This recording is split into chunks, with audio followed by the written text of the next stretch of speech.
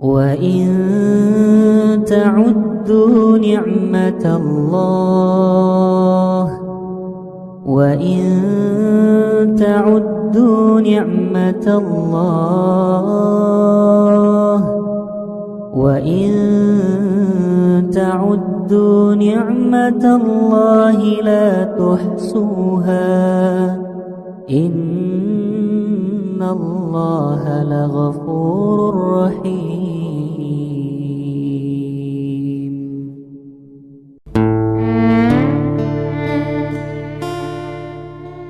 Bersyukur kepada Allah dengan mengucapkan Alhamdulillahi Rabbil Alamin. Berselawat kepada Rasulullah dengan mengucapkan Allahumma salli ala Sayyidina Muhammad wa ala ali Sayyidina Muhammad. Allahumma salli wa sallim wa barik alaihi. Yang sama-sama kita hormati Bapak Ketua beserta seluruh pengurus Masjid Al-Qalam, hadirin hadirat, muslimin muslimat, alim ulama, sedik pandai, tokoh masyarakat. InsyaAllah kita semua dimuliakan Allah Subhanahu wa ta'ala. Amin ya rabbal alamin. Judul kita subuh ini sebagaimana tertulis, untuk apa kita hidup. Itulah agaknya yang dibicarakan ibu-ibu di atas sampai ribut betul. Untuk apa kita ini hidup? Pertanyaan ini tidak bisa dijawab oleh akal manusia. Makanya Sokrates, seorang filosof dulu Yunani, berkata, untuk menjawab mengapa kita hidup, perlu hidup 500 tahun lamanya. Tak cukup umur berpikir untuk apa kita hidup. Sampai akhirnya karena tidak sanggup akal itu menjawab, maka diutuslah Nabi Muhammad sallallahu alaihi wasallam. Mata saya hanya bisa melihat apa yang ada dalam masjid ini saja. Saya tak tahu berapa banyak jamaah di luar. Maka karena mata ini terbatas, saya ini manusia yang lemah. Telinga juga hanya bisa mendengar apa yang dibicarakan sekeliling dan atas saja. Apa yang dibicarakan orang di luar sana saya tak tahu. Maka saya manusia yang lemah. Akal juga begitu, tidak bisa menangkap saya ini habis mati nanti mau kemana. Maka saya manusia lemah. Allah Maha tahu, maka dia kirimlah salah satu makhluknya ingin menjelaskan kau untuk apa, sedang di mana dan akan kemana. Dan makhluk itu bernama Nabi Muhammad sallallahu alaihi wasallam. Untuk apa hidup? Langsung dijawab, wa ma khalaqtul jinna wal insa illa liya'budun. Tidak ada makhluk yang kuciptakan, baik jin maupun manusia, kecuali untuk beribadah. Cara beribadahnya bagaimana? Langsung dijawab, wa ma arsalnaka illa rahmatan lil alamin. Bagaimana cara perbuatannya? Langsung dijawab, laqad kana lakum fi rasulillahi uswatun hasanah. Maka Al-Quran itu menjawab pertanyaan-pertanyaan. Yas'alunaka 'anil mahid, mereka bertanya kepadamu tentang perempuan haid. Qul huwa adza, katakan itu kotor, tidak baik. Yas'alunaka 'anil yatama, mereka bertanya kepadamu tentang anak yatim. Yas'alunaka 'anil khamri wal maisir, mereka bertanya kepadamu tentang khamar dan judi. Yas'alunaka madza yunfiqun, mereka bertanya kepadamu apa yang mesti mereka sedekahkan. Yas'alunaka 'anil ruh, mereka bertanya kepadamu tentang ruh.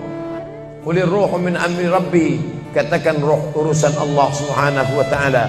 Wa ma utitum minal ilmi illa qalila, tidaklah kamu diberi pengetahuan tentang itu melainkan hanya sedikit saja.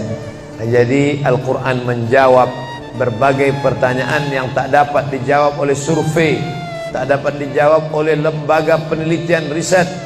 Dia menjawab apa yang tak bisa dijawab akal manusia.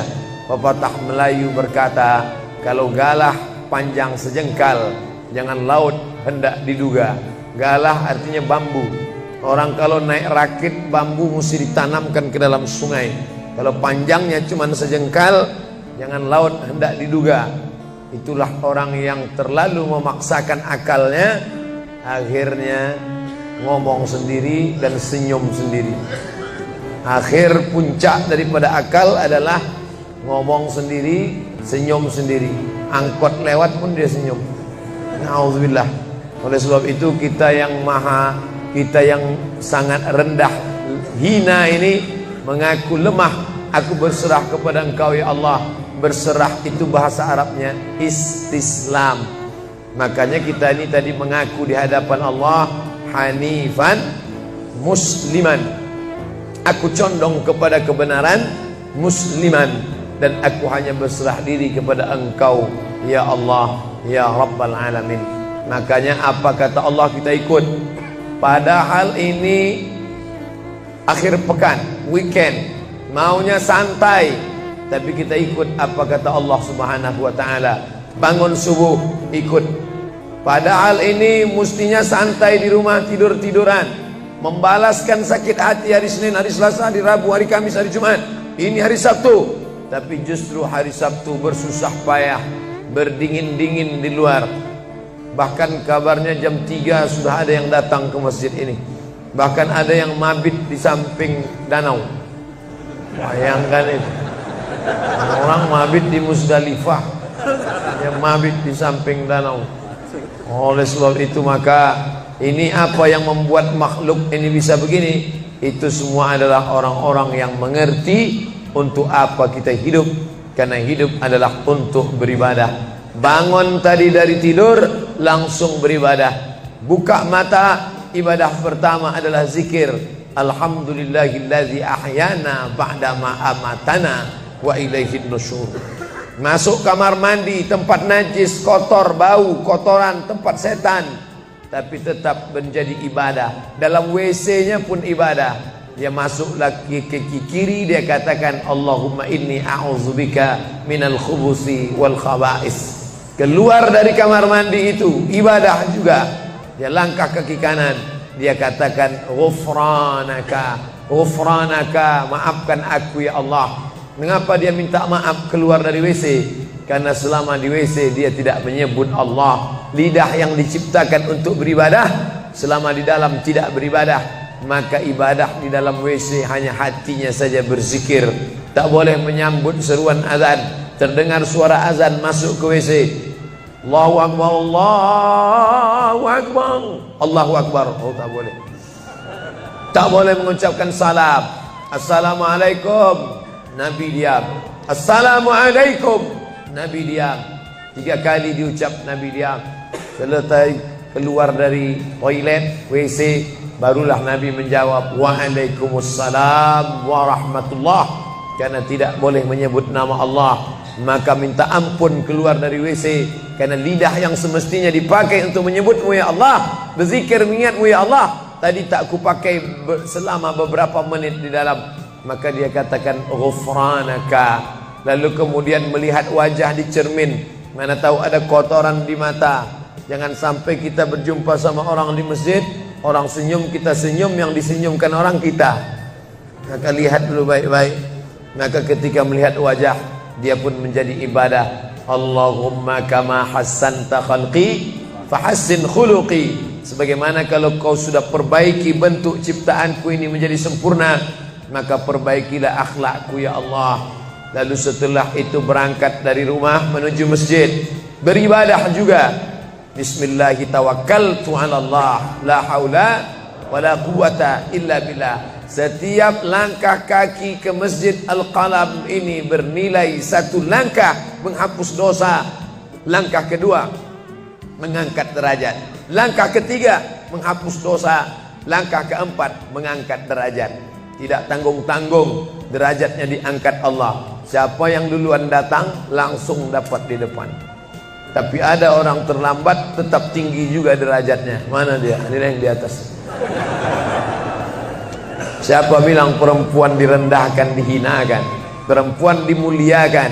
Mana contoh perempuan dimuliakan? Kalau mau tahu, datanglah ke Masjid Al-Qalam.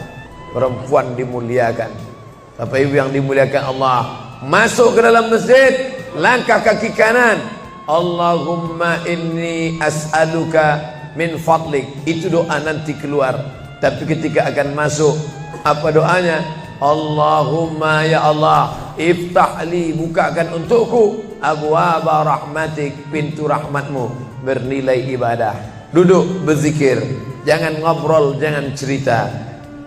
Foto Pak Ustaz, sikit-sikit boleh. Lalu kemudian selama itu tertulis tadi di atas. Itulah hebatnya masuk ke Masjid Al-Qalam, tidak hanya mendengar ceramah, dapat pengajian. Ketika saya masuk tadi, dengar suara azan, ada tulisan hadis riwayat Al-Bukhari. Siapa yang mendengar seruan azan lalu menyambut seperti bunyi yang diucapkan muazzin, kecuali pada hayya 'alas shalah, hayya 'alal falah, dia baca la haula wala quwata illa billah, ditutup dengan doa wasilah. Allahumma rabb hadhihi ad-da'wati tammah was-salatil qa'imah, dimintakan untuk Nabi Muhammad, ati sayyidana Muhammadanil wasilah wal fadilah wasyarafa wad darajatal aliyatar rafi'ah. Yang kelima, wa ba'athallahumma maqaman mahmuda alladzi wa'adtah innaka la tukhliful mi'ad. Maka kata Nabi, halat laku syafaati yaumal qiyamah, layaklah dia mendapat syafaatku hari kiamat. Makanya selama duduk di depan tadi, tak ada satupun yang ngobrol, semuanya menyambut seruan azan. Allahu Akbar, Allahu Akbar, Allahu Akbar, Allahu Akbar. Ada kawan sebelah ngajak ngobrol, gimana bro program mancing kita? Allahu Akbar, Allahu Akbar. Nah, cerita tak tentu arah. Ini kita sedang beribadah kepada Allah Subhanahu wa ta'ala. Lalu kemudian selesai azan, salat sunat yang balasan pahalanya khairum minad dunya wa ma fiha, lebih baik daripada dunia dan seisinya. Apa itu? Qabliyah subuh. Sampai-sampai andai terlambat qabliyah subuh, tetap boleh dilaksanakan setelah subuh. Habis salat subuh barulah dilaksanakan qabliyah subuh. Tapi kalau sudah sama-sama ngaji, tapi kalau nanti pulang kampung, justru sekarang orang di kota ngaji, di kampung tidak ngaji. Zaman dulu di kampung ngaji, di kota tidak ngaji. Sekarang dunia sudah mau kiamat. Di kampung orang ngaji, di kampung orang tidak ngaji. Kenapa? Parabola masuk desa. Oleh sebab itu maka kalau di kampung itu tidak ada pengajian, mereka tidak tahu bahwa qabliyah subuh diganti setelah subuh. Nanti pas mau bulan puasa pulang kampung, jangan qabliyah subuh setelah subuh. Karena nanti begitu mereka lihat, loh apa tuh? Sejak tinggal di Bekasi ikut aliran sesat. Dan dia tidak tahu bahwa sholat qabliyah subuh itu jangan sampai tinggal. Andai tertinggal, tetap dilaksanakan setelah sholat subuh. Ayatnya diatur. Ayat pertama, qul ya ayyuhal kafirun. Ayat yang kedua, qul huwallahu ahad, Allahu samad, lam yalid wa lam yulad wa lam yakul lahu kufuwan ahad. Andai masuk ke dalam masjid, kebetulan jamnya langsung nampak kelihatan, iqamat tinggal 2 menit lagi, iqamat 2 menit. Tak mungkin sholat 4 rakaat. Pilihannya tahiyatul masjid atau qabliyah, qabliyah atau tahiyatul masjid. Kalau melaksanakan tahiyatul masjid tidak dapat qabliyah. Tapi kalau melaksanakan qabliyah, automatically dapat tahiyatul masjid. Oleh sebab itu andai terlambat, waktu tinggal 2 menit, maka laksanakanlah qabliyah subuh. Tapi jangan gara-gara ini terlambat terus. Yang paling afdal cepat datang. Apa kata jamaah? Yang lambat kan ustaz, kami cepat datang. Bapak Ibu yang dimuliakan Allah Subhanahu wa ta'ala, selesai itu salat subuh. Kalau qabliyahnya lebih baik daripada dunia dan seisinya, apalagi salat subuhnya. Begitulah. Kalau qabliyahnya saja yang pendek ayatnya lebih baik daripada dunia dan seisinya, apalagi solat subuhnya. Lalu pahala solat subuh itu apa? Tak ada yang tahu. Makanya kata Nabi, lau ya'lamuna ma fil atamati was subhi andai mereka tahu pahala salat subuh berjamaah, la atauhuma habwan, mereka akan datang ke Masjid Al-Qalam walaupun merangkak, habwan, lumpuh, sakit kakinya, dia akan datang, kursi roda tak ada, yang mendorong tak ada, datang dia ke masjid ini walaupun merangkak. Kenapa mereka tidak datang? Karena mereka tidak tahu. Kenapa mereka tidak tahu? Karena mereka memang tidak cari tahu dan tak mau tahu. Dan sampai masanya mereka nanti akan menyesal saat melihat orang-orang mendapatkan balasan. Muttaqiina fiha 'alal araik, mereka duduk di atas kursi-kursi istana surga, tersenyum melihat orang-orang yang dulu tak peduli pada salat subuh. Mudah-mudahan kita semua istiqamah insyaallah. Jadi Ustadz, kalau hidup ini cuma untuk ibadah, sholat, masjid, baca Quran, zikir, gimana kami mau mencari nafkah? Gimana kami mau buka ruko? Gimana kami mau bisnis? Gimana kami mau tanam kelapa sawit? Gimana kami mau proyek batubara? Gimana kami mau ternak ikan? Ini mesti dipahami bahwa ibadah itu dibagi dua. Satu namanya ibadah mahdah, pure, original, murni, tidak bercampur dengan apa-apa. Yang satu lagi tidak ibadah tapi bernilai. Nah, ini mesti dipahami. Bapak yang masuk kantor dari jam 8 pagi sampai jam 4 sore itu ibadah. Karena kalau itu tidak ibadah, habislah waktu kita. Makanya yang bekerja niatkan ibadah. Sehingga kalau istrinya nanya, "Mas kok lama pulang?" Ibadah nih, Pak. Tapi jangan gara-gara ini di kantor itu ibadah, lalu ketika azan di masjid kantor berkumandang, hayya 'alas shalah, dia terus ngetik, "Mas, ayo ke masjid." Enggak, ini pun juga ibadah. Kau ibadah aja ke sana, aku ibadah di sini. Itu juga enggak benar. Karena ibadah itu dibagi dua. Satu yang murni, pure, tidak bercampur dengan apapun, namanya ibadah mahdhah, salat, baca Quran, zikir, iktikaf. Tapi ada satu lagi tidak ibadah, tapi kalau diniatkan dia bernilai ibadah. Termasuk ibu-ibu yang hamil 9 bulan 10 hari, itu ibadah. Kalaulah 9 bulan 10 hari itu tidak ibadah, betapa tidak adilnya Allah. Masa kita yang duduk-duduk di masjid dapat pahala ibadah, dia yang muntahnya, yang ngidapnya tak dapat ibadah. Tadi malam begitu sampai di airport langsung SMS masuk, "Ustadz, keluar dari pintu berapa? Ini ada perempuan ngidam mau ketemu." Saya keluar dari pintu 4, kami sudah standby di pintu 4. Lantai berapa? Lantai paling atas. Oke. Sampai di sana lihat perempuan tidak pakai jilbab, pakai celana jeans. Saya udah mau marah. Ini kenapa? "Mohon maaf Pak Ustaz, non muslim." Astagfirullah. Rupanya non muslim hamil ngidam mau jumpa Ustaz Somad. Mudah-mudahan anaknya jadi anak soleh. Biasa. Allahu Akbar. Bernilai ibadah. Lalu yang dapat pahala dari itu siapa? Dari mana ibu-ibu hamil muda itu tahu saya? Kenal saya di mana? Padahal dia dari Jawa, saya dari Sumatera. Ternyata ada orang beribadah yang tidak kita sangka ibadah. Tidak ada rukun, tidak ada syarat, tidak ada wajib, tidak ada sunat, tidak ada makruh, tidak ada mubah. Apa ibadahnya? Ya ini, merekam ceramah ini. Merekam ceramah ini ibadah. Memoto itu ibadah. Bayangkan resiko tukang foto. Saya sampai sekarang tukang foto itu resikonya nanti setelah tua matanya gini.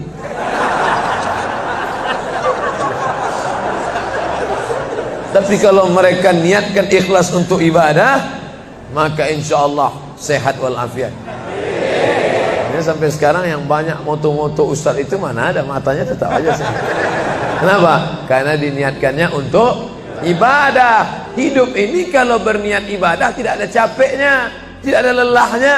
Kenapa? Karena mengharapkan balasan dari Allah. Ilahi anta maksudi wa ridhaka matlubi. Yang kumaksud hanya Engkau ya Allah, dan ridhamu lah yang kucari. Suatu ketika saya sampai di sebuah kabupaten kota, saya tanya ke Pak Bupati, "Pak, ya, kenapa Bapak buat pengajian untuk PNS hari Kamis pagi? Pagi Kamis buat pengajian tabligh akbar. Apa manfaatnya menurut Bapak sebagai pimpinan daerah?" Ternyata Ustadz Somad, kami sudah coba formula macam-macam untuk PNS ini. Pertama kami undang motivator dari Jakarta, akhirnya di gedung hotel dengan biaya mahal. Lalu kemudian dengan infocus, suara menggelegar, semangat, semangat, semangat. Keluar dari situ lesu. Motivatornya pulang, pegawai letoy. Akhirnya kami buat undang tentara dengan bapak polisi, baris berbaris, siap, siap. Pak polisi pulang, gak siap lagi. Ternyata yang disentuh paling mantap bukan fisiknya, bukan matanya, bukan pakai infocus, bukan pakai suara menggelegar, tapi yang disentuh adalah hati. Dan satu yang bisa menyentuh hati itu adalah agama. Itulah makanya ibu bapak coba nanti kalau mau buat praktek, buat satu kotak, buat satu lagi kotak, ada 2 kotak. Kotak ini buat voucher namanya sumbangan. Kotak ini buat juga voucher tulisannya sodakoh. Lihat mana yang paling banyak diambil umat Islam, sumbangan apa sodakoh? Sodakoh, padahal nilainya sama. Sumbangan 100.000, sodakoh 100.000. Bapak ibu silakan ambil untuk anak yatim fakir miskin kita. Pasti voucher yang paling banyak diambil adalah sodakoh. Kenapa? Karena mereka menganggap sumbangan tak ada pahalanya, karena bukan bahasa Arab. Apa dia? Sumbangan. Enggak ada dalam Quran. Ya ayyuhalladzina amanu, sumbangan. Yang ada adalah sodakoh. Innamas sadaqatu lil fuqara wal masakin wal amilina 'alaiha wal muallafati qulubuhum wa fir riqab wal gharimin wa fi sabilillah wa ibnis sabil. Itulah mengapa yang disentuh itu bukan nalar otaknya, tapi yang disentuh itu adalah hatinya. Ala fil jasadi mudghah. Ketahuilah dalam jasad itu ada segumpal. Idza salahat salahal jasadu kulluh. Kalau yang segumpal itu baik, maka yang lain ikut menjadi baik. Wa idza fasadat fasadal jasadu kulluh. Kalau yang segumpal itu rusak, jahat, kotor, hitam, gelap, maka yang lain ikut menjadi rusak. Ala wahyal qalb, hati. Jagalah hati. Itu yang selalu dipesankan Ustadz kita Agim, jagalah hati. Jangan kau terserah. Bapak Ibu yang dimuliakan Allah, salah satu yang merusak manusia sekuler, membagi 2. Di masjid ibadah, di kantor tidak ibadah, fatal. Di masjid dianggap ibadah. Jangan heran kalau ada orang di masjid khusyuk, takut nengok ke atas, melihat hanya tempat sujud saja. Allahu Akbar, tidak mau lihat ke atas. Kenapa? Dia khusyuk. Tapi di kantor dia lebih setan daripada setan. Kenapa? Berasal dari pemahaman yang salah. Karena dia sudah bagi 2. Di masjid ibadah, di kantor tidak ibadah. Bahkan yang lebih fatal, yang kotor-kotor di kantor bisa dibersihkan di masjid. Kotor. Akhirnya untuk membersihkannya pergi dia ke masjid. Laundry yang paling besar Masjidil Haram. Sampai di sana nangis di pintu Ka'bah. Ya Allah, dah selesai bersih. Enak aja. Bukan begitu ajaran Islam. Labbaik Allahumma labbaik, labbaik Allahumma labbaik. Apa kata malaikat? La labbaik wala sa'daik. Kau tidak dapat panggilan, kau tak dapat kebahagiaan, kau tak dapat haji mabrur, kau tak dapat surga. Zaduka haram, karena kau berangkat dengan uang haram. Oleh sebab itu pemahaman Islam mesti utuh. Semua adalah ibadah. Kalaulah gerak tidak ibadah, betapa menyakitkannya bapak-bapak polisi di jalan raya kena panas terik, padahal dia tidak ada penutup kepala di atas, berkeringat berpeluh. Mereka tetap merasakan itu sebagai ibadah. Tentara yang membela negara, angkatan laut di perbatasan sana, datang kapal-kapal perompak dari Thailand ingin mengambil ikan kita, tenggelamkan. Itu kalau tidak nilai ibadah, dia takut. Jangan-jangan sebelum kita tenggelamkan, kita duluan ditembaknya tenggelam. Maka itu mesti ada nilai ibadah di dalamnya. Itulah yang membangkitkan semangat jihad. Jamaah bertanya, Ustadz kemarin dari Jambi, terus kemudian terbang ke Miri, besok baru pulang ke Pekanbaru. Apa Ustadz? Saya lihat Ustadz dari tadi mengantuk saja. Iyalah, sampai tadi malam ke hotel jam 12, baru tidur jam 1 karena ada yang mau ditulis. Jam 3.30 sudah bangun ceramah. Tapi begitu berjumpa dengan jamaah orang ramai, bangkit semangat. Habis ceramah ini tanya jawab, semangat lagi. Habis itu baru lesu. Dan tidurnya itu pun ibadah. Bayangkan tidurnya itu ibadah. Itulah mengapa banyak orang pengajian sambil oh, Ustadz menyindir ya? Tidak. Saya termasuk Ustadz yang tidak pandai menyindir. Saya termasuk Ustadz kalau dipesan request untuk menyindir, saya tidak pandai. Kenapa? Karena saya pernah menyindir orang. Ustadz, tolong Ustadz sindirkan. Ini ada jamaah yang sudah sedekah tapi mengambil uangnya kembali. Siapa yang bersedekah mengambil uangnya kembali? Kal kalbil ladzi ya'udu ila qaihi, sama seperti anjing yang menjilat muntahnya kembali. Selesai pengajian, mohon maaf Pak Ustaz, yang disindir nggak datang. Oleh sebab itu tak ada gunanya sindir menyindir. Kalau mau to the point, mana orangnya face to face, langsung saja tembak 12 pas, gol. Bapak Ibu yang dimuliakan Allah, maka mesti dipahami dengan benar. Di Masjidil Haram ibadah, di rumah pun kau ibadah. Istri yang dari mulai pagi memasakkan suami, dibantu oleh pembantu membuatkan minuman, membesarkan anak, menyusukan anak 2 tahun lamanya, melahirkan, meregang nyawa ibu melahirkan anak, ibadah. Makanya kalau dia meninggal dunia saat melahirkan, matinya mati syahid. Saking senangnya suaminya mendapatkan seorang istri yang syahid, tak menangis dia. Begitu tegarnya bapak, tidak meneteskan air mata. Tidak Pak Ustaz, aku melepas seorang syahid, 3 syahid lagi siap menanti. Peace, damai. Biasanya ibu-ibu kalau bawa cerita ini, kalau gini pulang aja lah kita ya. Nah, bercanda. Serius sekali. Nah, tapi yang saya katakan tadi itu semuanya ibadah badan. Melangkah dari rumah, ibadah badan. Membukakan mata, ibadah badan. Mendengar ceramah, ibadah badan. Membaca Quran, ibadah badan. Berzikir, likulli sulama minkum sadaqah. Setiap tulang-tulang sendi ada sedekahnya. Subhanallah, subhanallah, subhanallah, subhanallah, subhanallah, subhanallah. Itu ibadah badan. Tapi ada bukan ibadah badan. Apa dia? Itulah yang 7 macam. Zakat, wakaf, infak, sedekah, wasiat, hibah, ghanimah. Nah, itu ibadah harta. Mana yang lebih banyak? Ibadah harta apa ibadah badan? Ibadah badan. Kalau ibadah harta tak banyak. Zakat, wakaf, infak, sedekah, wasiat, hibah, ghanimah, rampasan perang. Tapi kalau ibadah badan, setiap gerak adalah ibadah. Makanya kita mesti bergerak. Di kulli harakah barakah. Setiap ada gerak pasti ada berkah. Makanya tak boleh tidak bergerak. Air sumur kalau tidak ditimba, air itu akan busuk, butek, warnanya pun tidak ada seperti minyak di atas. Mata air mesti terus berganti. Darah harus tetap mengalir, jantung harus tetap berdetak.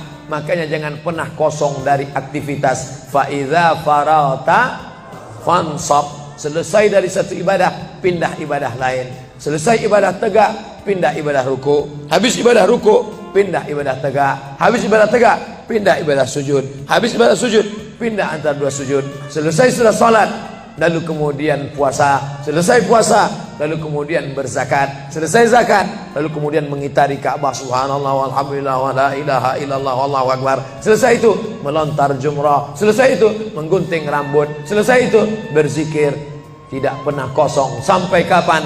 Sampai malaikat maut mencabut nyawa. Dan ucapan terakhir yang keluar dari mulut adalah la ilaha illallah. Itulah jawaban tentang pertanyaan untuk apa kita hidup di dunia. Nanti kalau ada anak, ibu, bapak, tetangga, kawan, sahabat, andai tolan bertanya, untuk apa kita ini hidup? Tak usah jawab, putarkan aja videonya. Itulah enaknya zaman sekarang. Kalau dulu mesti diingat. Saya dulu pulang sholat Jumat, mak saya manggil, sini, ya mak, ceritakan apa isi khutbah khotib tadi di masjid. Gini. Itulah awal saya ceramah. Jadi saya paham mengapa saya menjadi ceramah sekarang, dan saya tidak pernah merasa menceramahi bapak ibu. Saya tidak pernah merasa mengguru-gurui. Saya hanya seperti seorang anak sedang bercerita pada ibunya saja. Tadi mak, kata khotib itu begini. Anak sekarang enggak. Apa kata khotib tadi? Ini MP3-nya. Bapak ibu yang dimuliakan Allah Subhanahu wa taala, ibu yang mendidik anak-anak ibu, ibadahnya luar biasa. Itulah mengapa ibu lebih tinggi derajatnya daripada laki-laki. Ilzam rijlaiha, kau urus tapak kakinya, fathammal jannah, kau dapati surga di sana. Di bawah tapak kakinya surga, al-jannatu surga, tahta di bawah aqdam kaki al-ummahat, ibu-ibu. Kenapa begitu? Karena ibadah dia yang luar biasa, tidak bisa dilakukan oleh laki-laki. Salat kita bisa, puasa kita bisa, tawaf kita bisa, sa'i kita bisa, melontar jumrah kita bisa, tahallul kita bisa. Tapi ada yang kita tak bisa. Apa dia? Mengandung. Kita tak bisa. Siapa yang mau coba mengandung, keluar dari sini, ambil bola voli, ikat di perut. Melahirkan, kita tak bisa. Siapa yang ingin coba melahirkan, keluar dari sini, telanlah jeruk bulat-bulat. Habis itu keluarkan bulat-bulat. Menyusukan, kita tak bisa. Dan itu ibadah. Tapi bukan ibadah mahdha. Dia tidak selevel dengan sholat, zakat, puasa, haji. Tapi ibadah ini berkualitas. Ibadah badan, sudah. Ibadah harta, sudah. Ada ibadah yang terakhir, yang ketiga. Kalau ibadah badan berkeringat, lelah, capek. Ibadah harta, duit habis. Tapi ada ibadah satu lagi, tak nampak di mata. Apa dia? Ibadah hati. Itulah dia ikhlas. Orang yang ikhlas tak tampak. Ikhlas, ridha, qanaah, tawakal, zikir, muhasabah, muraqabah, tazkiyatun nafs, mensucikan hati dari penyakit hati, riya, sum'ah, takbur, sombong, hasad, busuk hati. Itu ibadah. Kenapa begitu? Disitulah letak adilnya Allah. Man bana masjidan, siapa yang bangun masjid, banallah mislahu baitan fil jannah, dibangunkan Allah untuknya satu istana di dalam surga. Bapak ibu yang ikut membangun masjid ini, mudah-mudahan diberikan Allah Ta'ala balasan melimpah ruah. Kami nggak bisa Pak Ustadz, jangankan bangun masjid, buat rumah kami aja kami nggak bisa. Allah Maha Adil. Kalau kau tidak bisa dengan ibadah harta, maka kau dengan ibadah tangan. Apa dia? Ikut gotong royong masjid. Nampak ada pembangunan masjid, ikut ngecornya, pasangnya, tapi dengan syarat menyelesaikan masalah. Jangan buat masalah. Man shalla isnatai asyrata rakaah, siapa yang salat 12 rakaat fil yaumi wal lailah, sehari semalam, bunyalahu bihinna baitun fil jannah, dibangunkan untuknya satu istana di dalam surga. Sama macam orang yang bangun masjid, salat 12 rakaat. Kamu bisa bangun masjid? Bisa. Bagus. Kamu? Saya nggak bisa. Amal saya apa? Tenang, ada amal. Allah Maha Adil. Salat 12 rakaat. 2 rakaat sebelum subuh, 4 rakaat sebelum zuhur, 2 rakaat setelah zuhur, 2 rakaat setelah maghrib, 2 rakaat setelah isya. 12 rakaat. Saya nggak bisa Pak Ustadz, sedang terbaring di rumah sakit, kaki sakit, kepala sakit, hati sakit, jantung sakit. Stop, jangan lanjutkan. Aku tak sampai hati mendengar penderitaan. Jadi amal saya apa Pak Ustadz? Ada satu amalmu. Apa dia? Ridha, menerima takdir Allah Subhanahu wa ta'ala. Sakit Pak? Tidak. Kenapa? Sakitku hilangkan hatiku ridha. Man lam yasbir bi balai, siapa yang tak sabar dengan bala ujianku, walam yarda bi qada'i, yang tak ridha dengan takdirku, falyatlub rabban siwaya, carilah Tuhan selain aku. Kau sabar, kau ridha menerima itu. Apa balasannya? Lebih hebat daripada balasan orang yang bangun masjid, lebih besar daripada balasan 12 rakaat salat. Innama yuwaffas sabiruna ajrahum bighairi hisab. Orang yang sabar itu balasannya bighairi hisab, tak dapat dihitung, tak dapat dikira, unlimited. Begitulah Allah Maha Adil. Untuk apa kita hidup? Hidup untuk beribadah. Ibadah apa yang kita lakukan? Ibadah badan, ibadah harta, ibadah hati. Yang sudah melaksanakan tiga-tiganya, alhamdulillah. Yang baru melaksanakan satu, tambah. Yang satu pun belum, innalillah. Masjid ini besar. Kadang kita bangga masjid besar, rupanya APBN, anggaran pendapatan belanja negara. Bangga kita masjid megah, rupanya APBD, anggaran pendapatan belanja daerah. Patutlah masjidnya di tengah hutan, karena di situ tanah yang murah. Akhirnya pemukiman masyarakat jauh, masjid di tengah jalan, masjid di tengah perjalanan luar kota, jauh dari pemukiman masyarakat. Masuk kita ke dalam, tai kambing yang ada di dalam. Tapi masjid ini megah, mewah, 2 lantai, lengkap dengan kubah yang besar. Ini swadaya masyarakat. Saya tahu ini dari mana? Jamaahnya cerita. Kalau enggak, mana saya tahu. Ini masjid ini asli swadaya Pak Ustaz. Lama membangunnya Pak? Enggak lama, sebentar saja. Sebentar saja, sekejap langsung terkumpul 7,6 miliar uang. 7,6 M. Itu kalau dibelikan cendol berenang gitu. Bayangkan itu. Bisa terkumpul masyarakat. Padahal ibadah yang paling berat, ibadah harta ini. Banyak orang kalau diajak iktikaf, banyak. Ayo kita iktikaf, ramai. Ayo kita zikir ke Az-Zikra, ramai. Jangan lupa besok zikir ke Az-Zikra, hari Ahad pertama, sekaligus acara live Damai Indonesia ku TV One bersama Ustadz Abdul Somad LCM. Tapi ada ibadah yang berat. Apa dia? Ibadah harta. Banyak orang ketika diajak muhasabah zikir malam, ya Allah, banyak dosa kami ya Allah, tapi dia susah menangis, meneteskan air mata. Tapi begitu lewat kota infak, memang menangis. Tak sampai hati melihat Bung Karno keluar dari dompet. Lewat kotak sodako infak, lama membuka dompet mencari Patimura. Nauzubillah.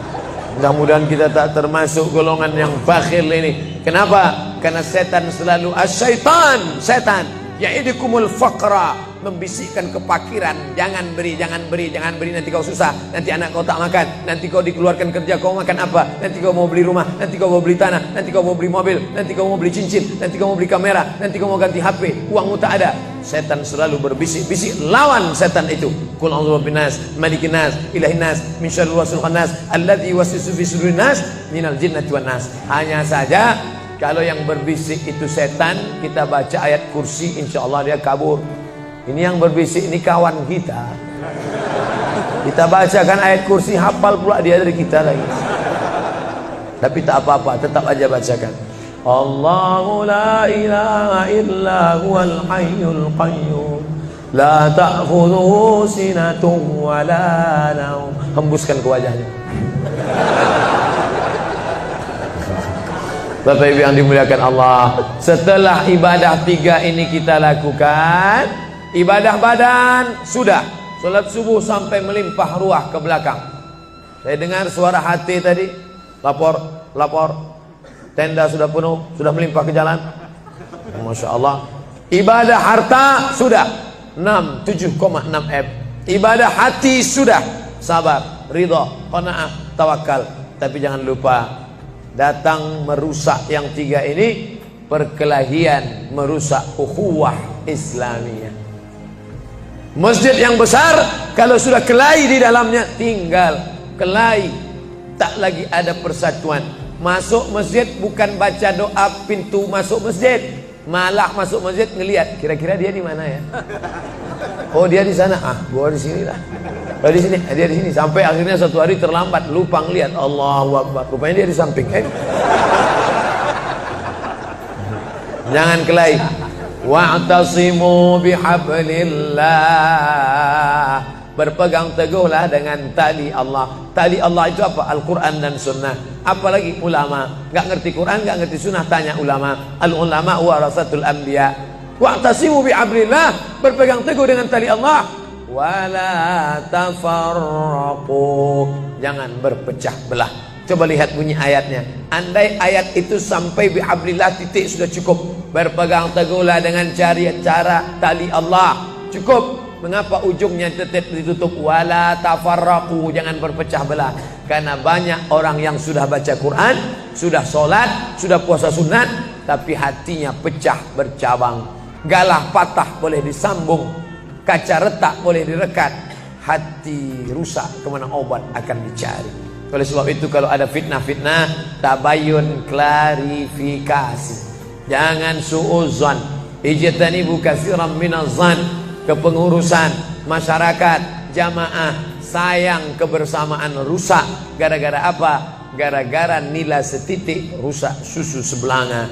Gara-gara api di dalam sekam, ada kulit padi bertimbun, di dalamnya itu ada setitik api, tiba-tiba api menyala, akhirnya semua menjadi abu, dan abu dihembus angin, tak berkesan sama sekali. Hilang 3 ibadah. Ibadah badan hilang, ibadah harta hilang, ibadah hati hilang. Gara-gara apa? Berkelahi. Ingat, setan tak pernah berhenti. Inna syaitan, setan ya isa an ya'budahul musallun.